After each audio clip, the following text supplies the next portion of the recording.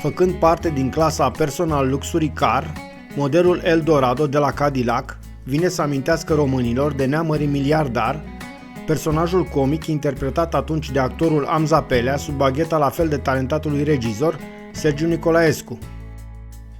Așadar, deși nu e exact aceeași mașină, totuși avem astăzi în imagini un Cadillac Eldorado Biarritz, din generația nouă a acestui model, foarte apreciat și foarte longeviv. Mașina poartă acest nume evocând o stațiune de lux ce se afla în sudul Franței.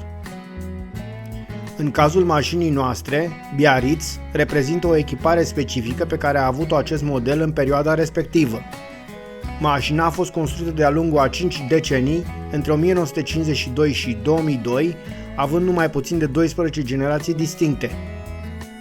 Astfel, când rostești numele de Eldorado, este oarecum dificil să-ți dai seama asupra cărei generații de automobile ți îndrepți atenția, cu atât mai mult că fiecare dintre ele au fost mașini cu aspect deosebit și impunător. Ce pare totuși interesant la producția acestui model este că a început cu un concept clasic, cu motoare în față și tracțiune pe puntea din spate, între 1952 și 1966, trecând ulterior la o concepție diferită și modernă de tipul totul față. Mașina noastră, făcând așadar parte din generația a noua și fiind în fabricație între 1971 și 1978, are o astfel de construcție modernă, dar profund subviratoare. Iar acest lucru se simte foarte puternic și datorită suspensiei care este configurată pentru confort. Motoarele acestor mașini erau uriașe, sfidând orice imaginație. Cadillac montând motoare V8 de 7 și respectiv 8,2 litri. Totuși, deși acestea erau imense, puterile erau relativ modeste, fiind în jurul a doar 190 de cai putere.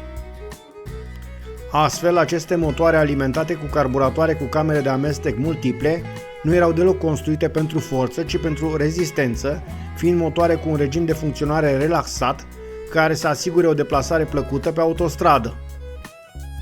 La acest lucru contribuia de asemenea și transmisia automată cu doar 3 viteze. Automobilul era un iaht de uscat, cum se mai spune, la acest lucru contribuind și dimensiunea sa importantă. O astfel de mașină are un ampatament ce depășește 3 metri, iar lungimea ajunge până la aproape 5,7 metri, care este una imensă, în special pentru cetățeanul european. Având o astfel de mărime, nu mai miră pe nimeni că mașina are o greutate de peste 2 tone. Este o mașină pentru care impunător și provocator de luxos sunt cuvintele care o definesc. Această mașină vrea să iasă în evidență cu orice preț. Parcă strigă, uitați-vă la mine! Și aveai și de ce.